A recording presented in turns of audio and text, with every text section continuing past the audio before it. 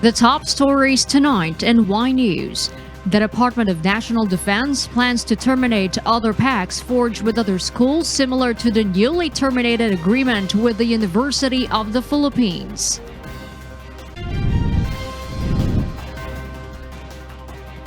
To get inoculated with a COVID-19 vaccine, but he wants the shots administered away from the public's eye.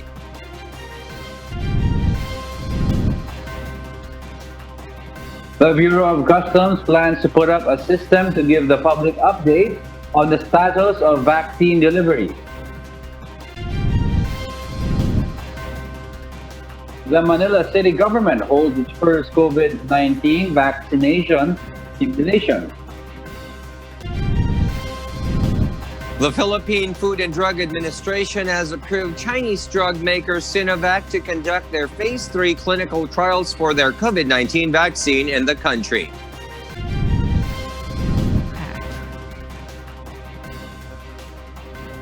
And rescuers have made their first phone contact with trapped miners more than a week after an explosion at a gold mine in eastern China.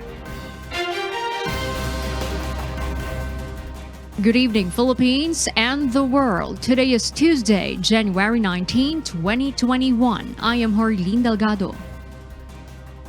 Join us in the next hour as we deliver today's top stories around the country and in other parts of the world. I'm Angelo Castro III. We are also seen in 1,935 satellite monitoring centers nationwide and via live streaming worldwide through the UNTV News and Rescue social media accounts and our website, untvweb.com. I am William Theo.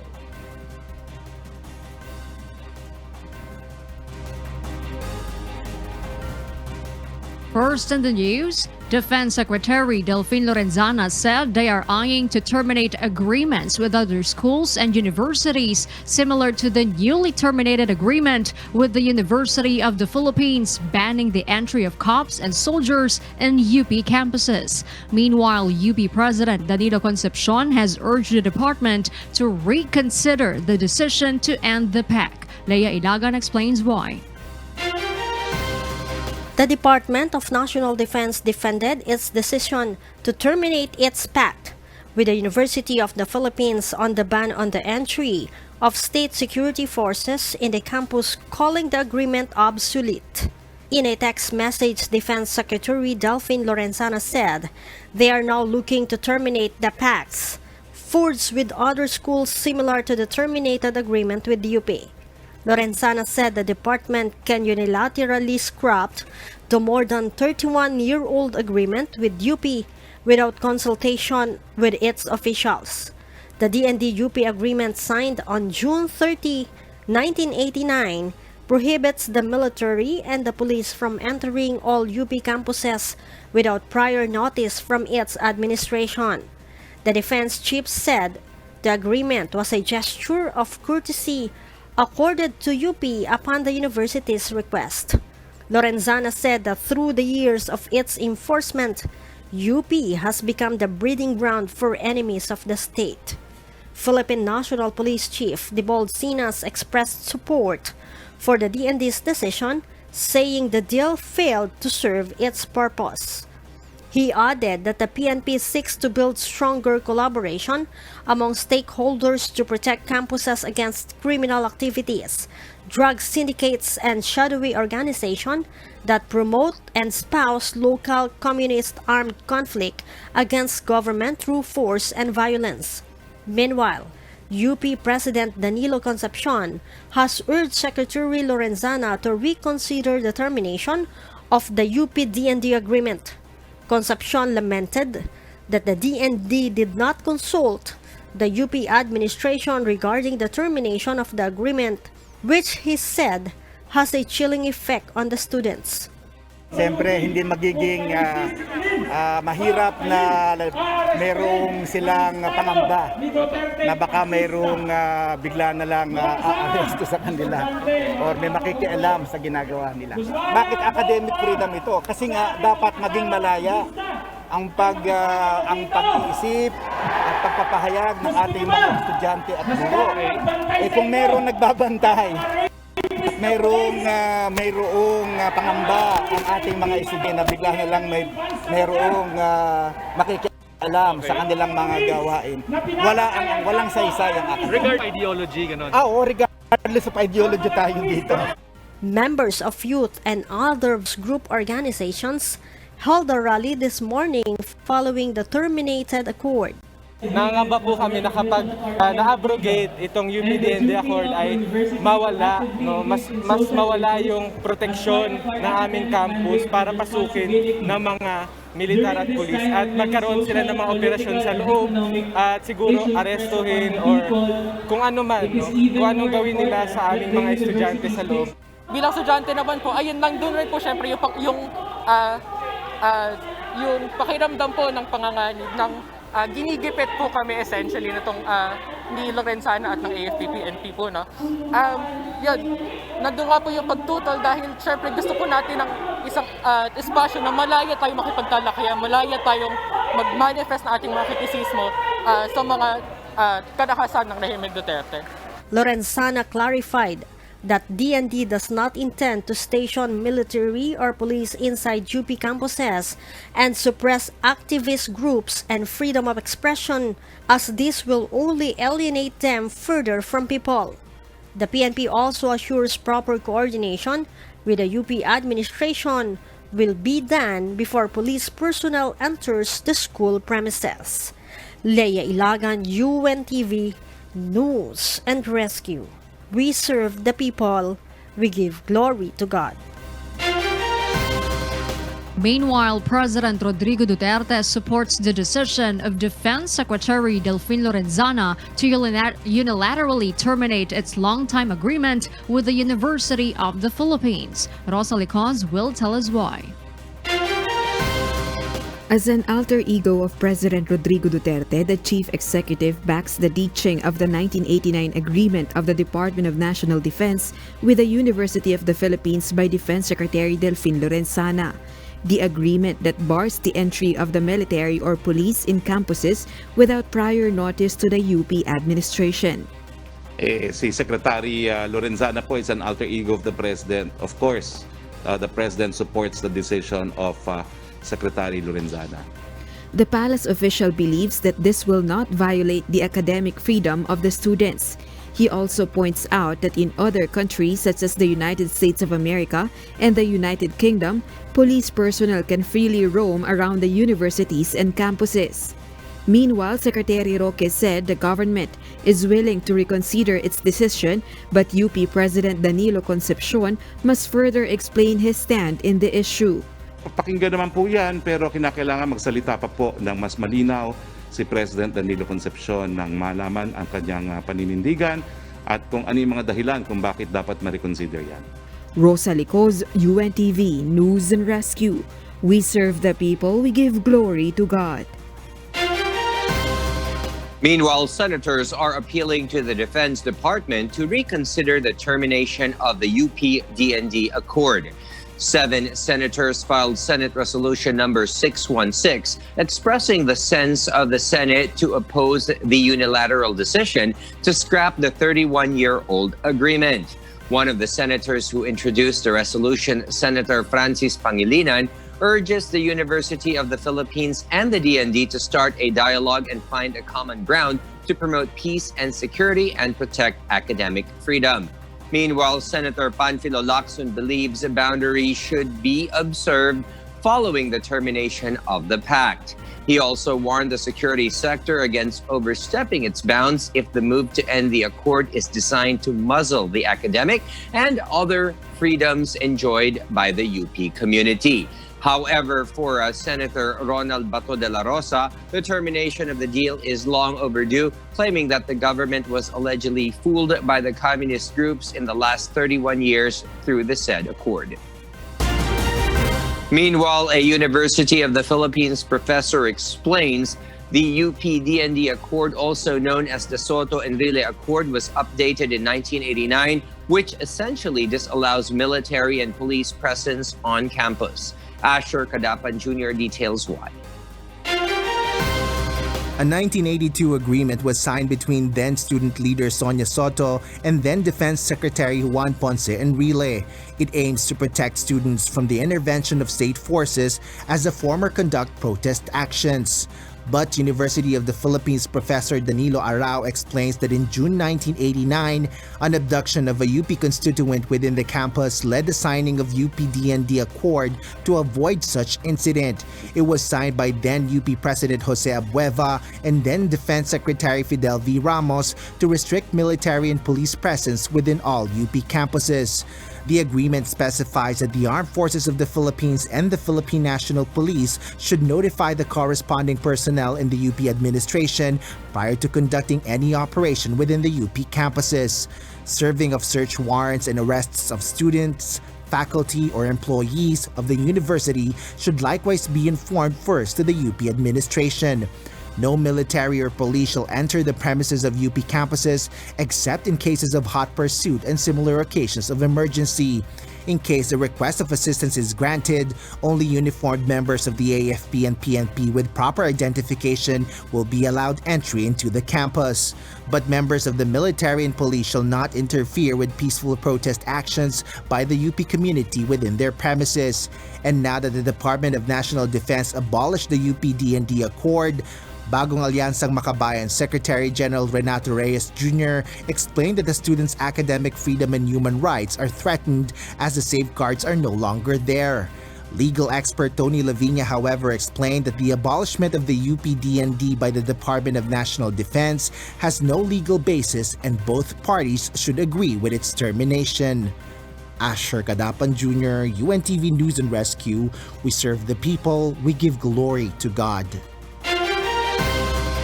Bangko Sentral ng Pilipinas or BSP Governor Benjamin Diokno has designated Deputy Governor Francisco Daquila Jr. as the officer in charge of the central bank while he is on medical leave. In a statement, the BSP said Diokno underwent a medical procedure on Sunday, January 17, to address a blood clot caused by a minor head accident. Citing his medical report, the central bank said the prognosis for Diokno's complete recovery is very good, as he was awake and conversant an hour after the procedure.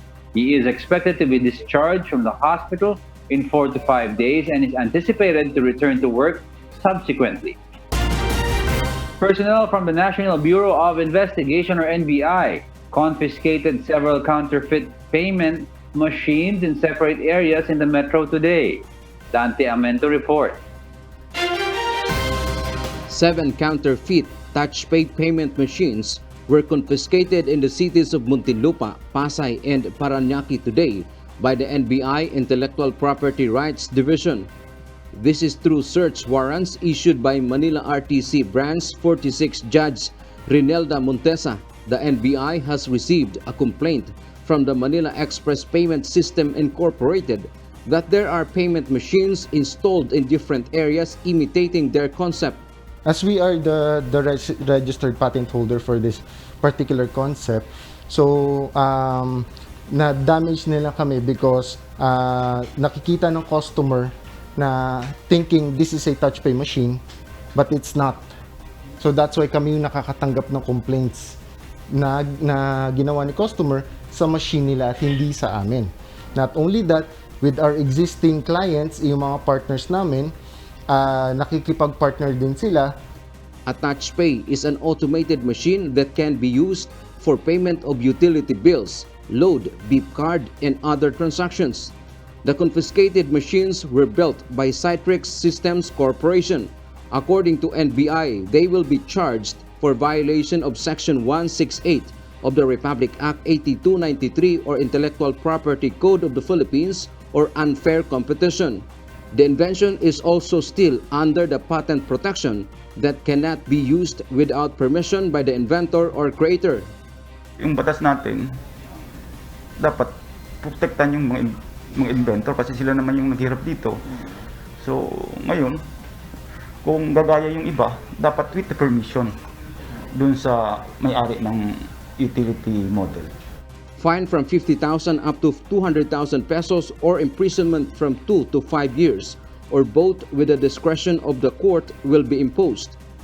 All confiscated items will be turned over to the court as evidences. The NBI will hold other operations in Metro Manila against the counterfeit payment machines. Dante Amento, UNTV, News and Rescue. We serve the people. We give glory to God. And for those watching us on YouTube, please click the subscribe button you see on the right side of your screen and ring the bell for notification. You may also follow us on Facebook. President Rodrigo Duterte will no longer be vaccinated in public, according to Malacanang. Meanwhile, the Philippines already has term sheets with Novavax, AstraZeneca from the UK, and China's Sinovac. Rosalie Cos will tell us why.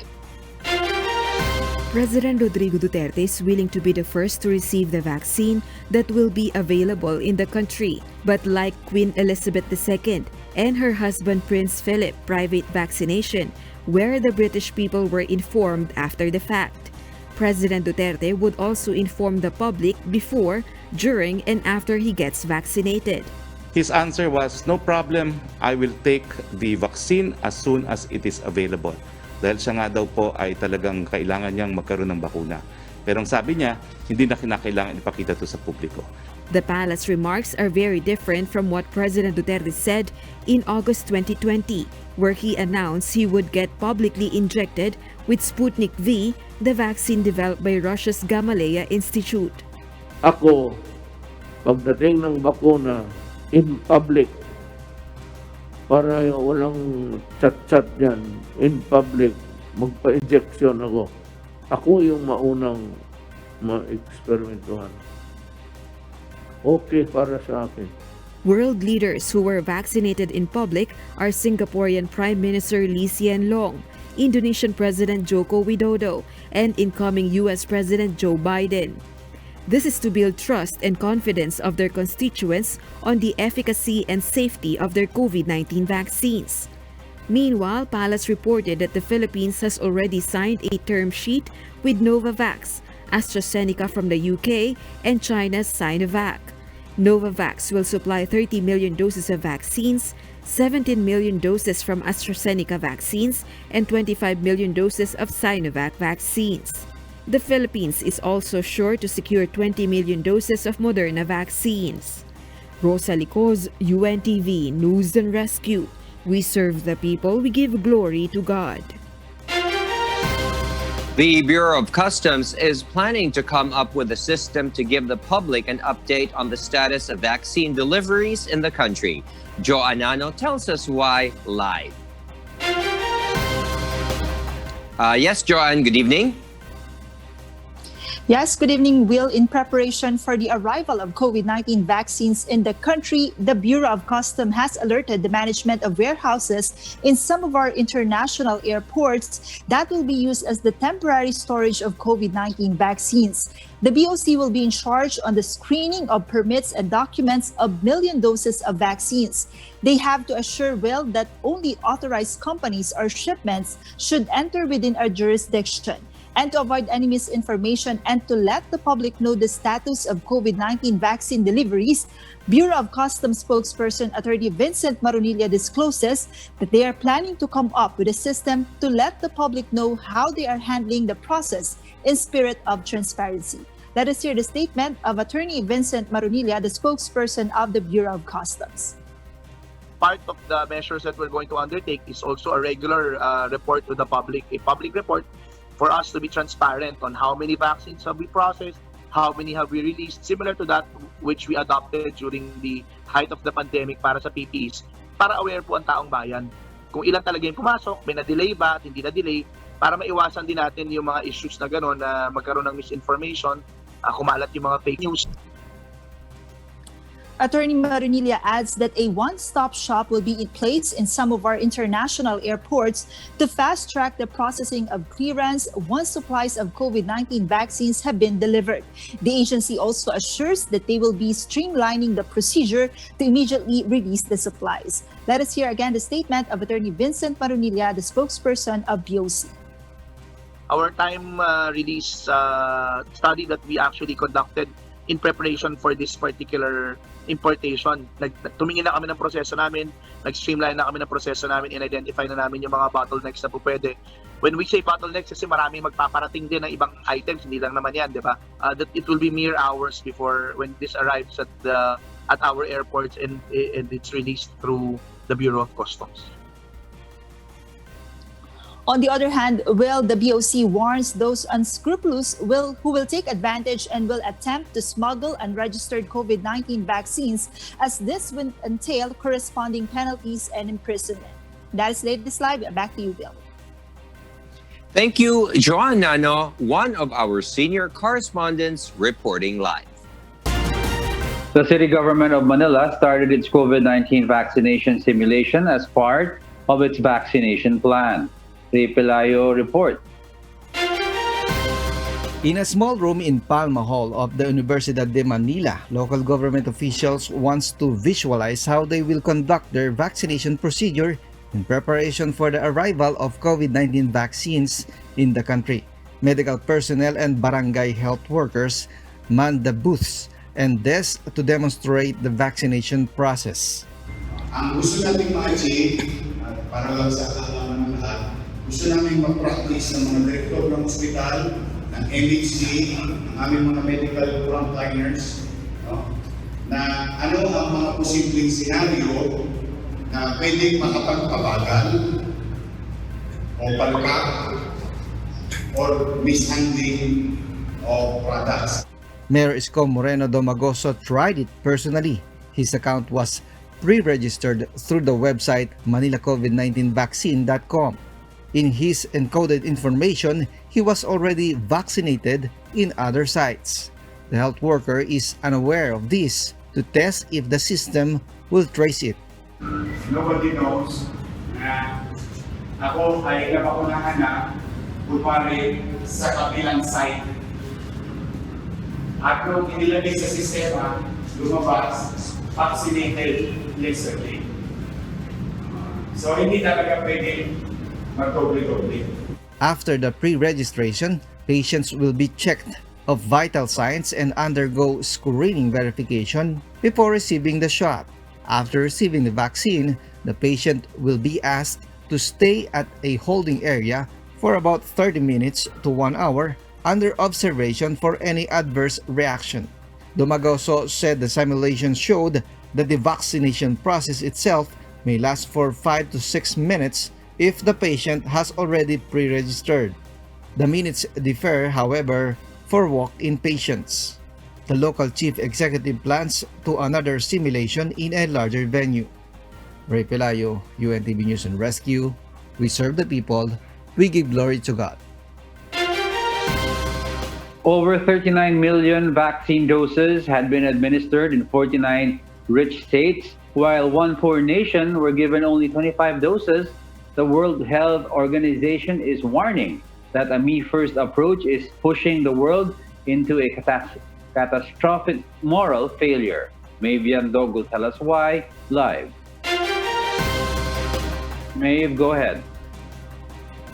Diego, according to the Director General of the World Health Organization, Tedros Adhanom Ghebreyesus, it was not fair that the younger and healthier population in richer nations are getting vaccinations before the more vulnerable people in poorer states, with countries like China, India, Russia, the UK, and the US prioritizing distribution in their own populations.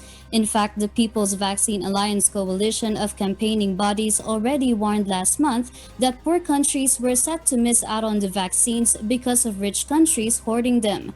Dr. Tedros said at a WHO executive board session on Monday that these actions will only push up prices and encourage hoarding, eventually leading to prolonging the pandemic and further human and economic suffering. Dr. Tedros is calling for full commitment to the global vaccine sharing scheme COVAX and is challenging all member states to ensure that COVID-19 vaccines are being administered to every country by World Health Day on the 7th of April, as a symbol of hope for overcoming the pandemic and the inequalities that lie at the root of these global health challenges. The COVAX initiative, made up of more than 180 countries that have signed up so far, is supported by the WHO and a group of international vaccine advocacy groups, whose aim is to unite countries into an alliance in order to have more power to negotiate with drug companies. Through the initiative, 92 low and middle income countries will have their vaccines paid for by a fund sponsored by donors, with 2 billion doses already secured and due to start rolling out next month. Jego? Maeve, you mentioned that Dr. Tedros is calling for the member states to give their full commitment to the global vaccine sharing scheme, COVAX. Did any of the countries react to this, and to whose warning? The WHO's warning. Jego, UK Health Secretary Matt Hancock defended that they have provided $734 million to the COVAX program, to which he claims they have put the most financial support in the international efforts to ensure everybody has access to vaccines. Meanwhile, Canada's Minister of International Development, Karina Gold, also denied allegations in December that they were hoarding vaccines. She said that Canada was providing $380 million to help developing countries. Back to you, Jego. Thank you, Maeve Yandog, reporting live from Australia. The Philippines recorded 1,357 new confirmed cases of COVID-19 today, pushing the nationwide count to 504,084. The Department of Health said a total of 324 patients recovered, bringing the recoveries to 466,249. 69 fatalities were also recorded, taking the death toll to 9,978. Like yesterday, most of the new confirmed cases came from Davao City with 130 cases, followed by Rizal with 71, Quezon City with 66, Pampanga with 54, and Benguet with 52.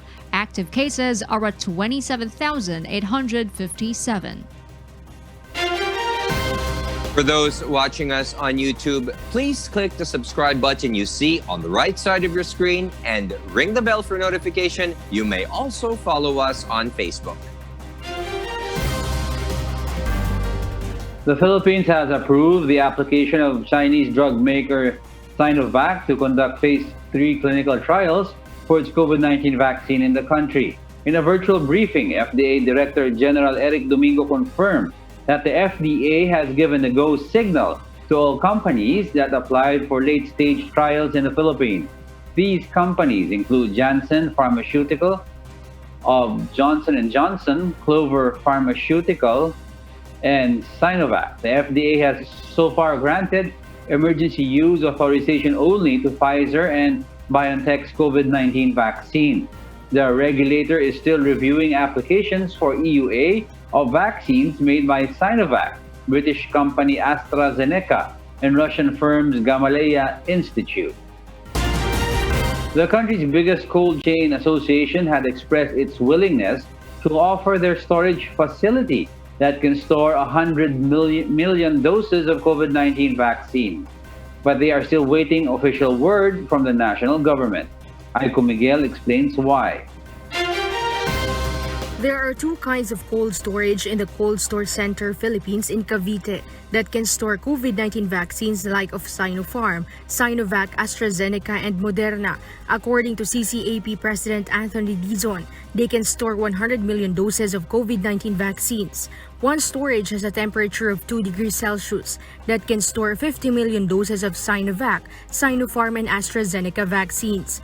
The other storage has negative 20 degrees Celsius, or equivalent to a winter season. The facility can store 50 million doses of Moderna COVID-19 vaccines.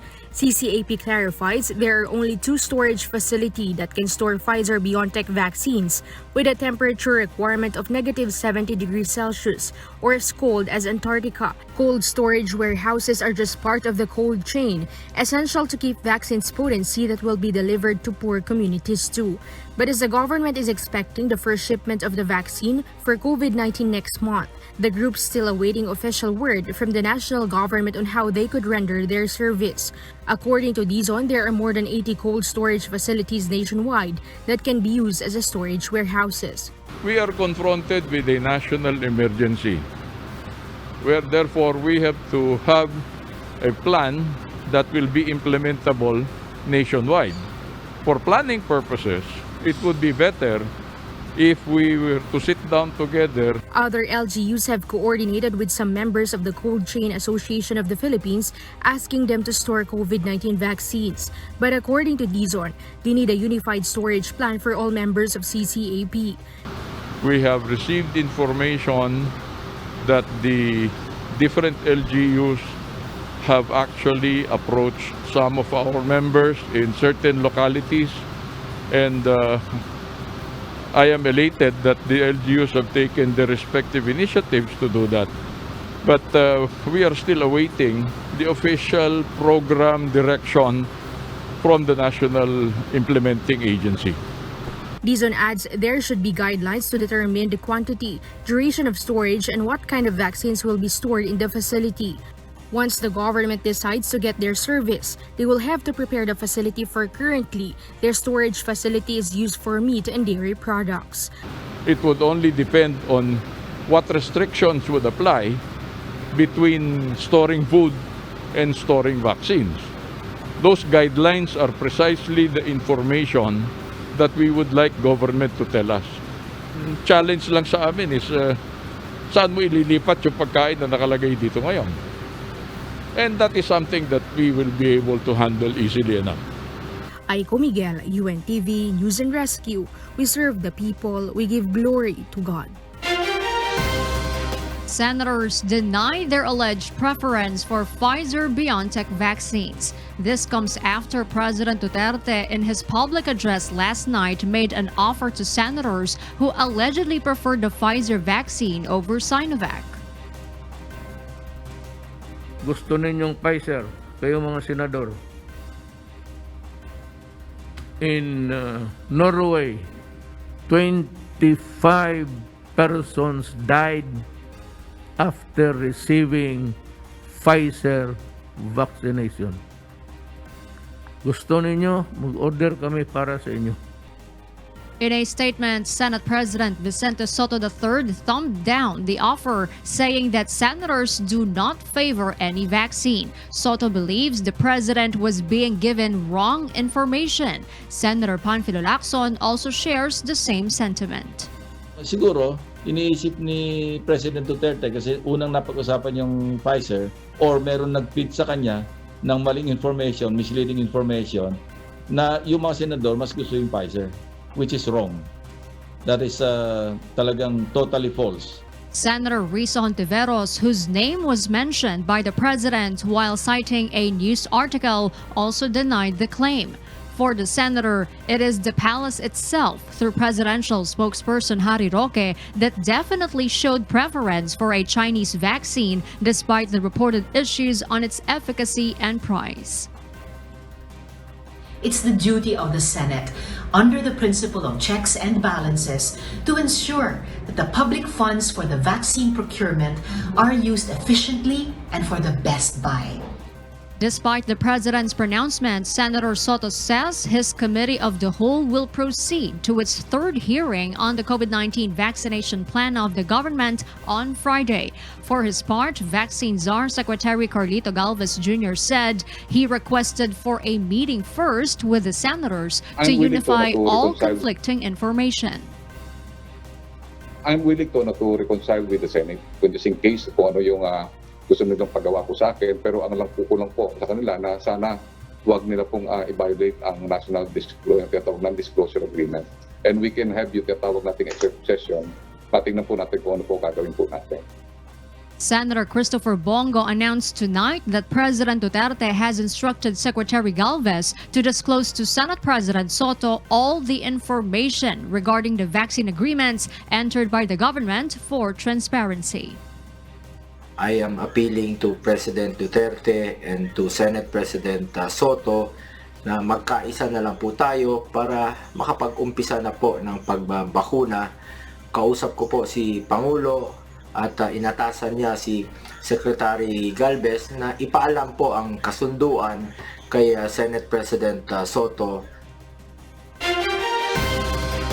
And for the news abroad, here's Stephanie C. reporting live from Hong Kong. Good evening, William. Hopes are raised after 12 workers trapped for more than a week by an explosion at a gold mine in eastern China make contact with rescuers. Early Briones will give us the details in this report. Rescuers and workers trapped underground in a gold mine in East China's Shandong province had a phone conversation.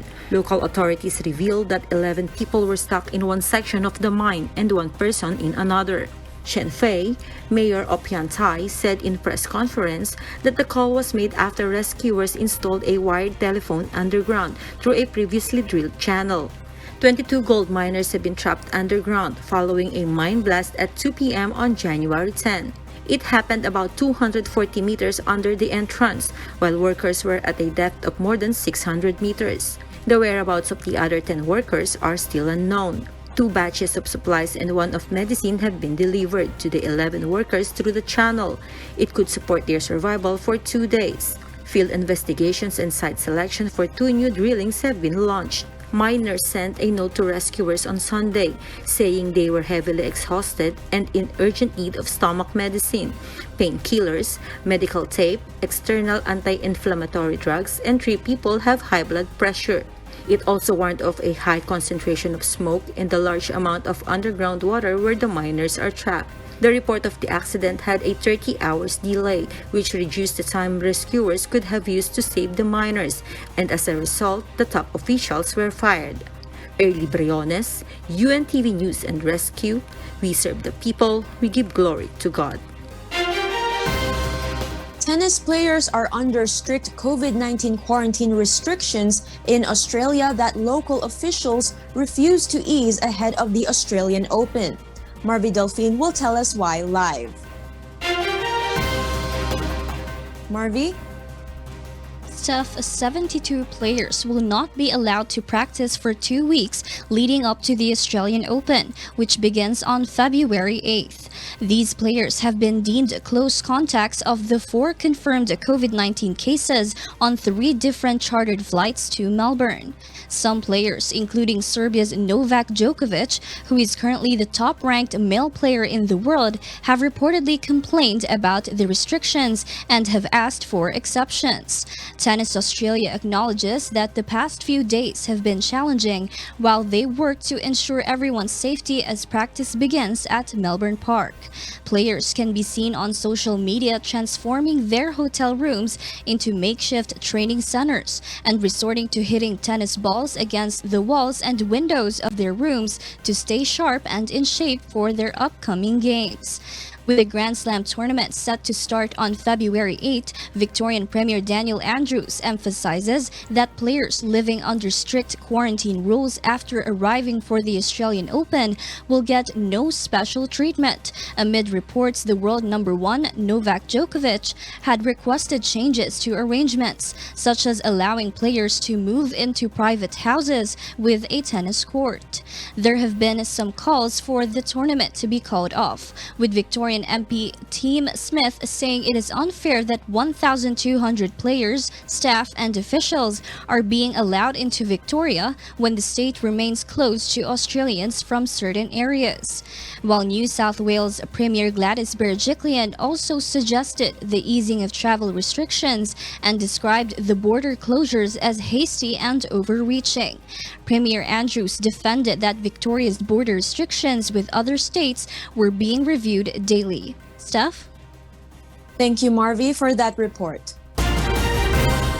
And those are the reasons behind the news in other parts of the globe. For those watching us on YouTube, please click the subscribe button you see on the right side of your screen and ring the bell for notification. You may also follow us on Facebook. Back to you, William. Yes, thank you. Stephanie C. reporting live from Hong Kong. And those are the reasons behind the news, January 19, 2021. I am Haridin Delgado. Reasons we deliver to you as they unfold. I'm Angelo Castro III. And because we need to know, we will always ask why. I am William Theo. We serve the people. We give glory to God.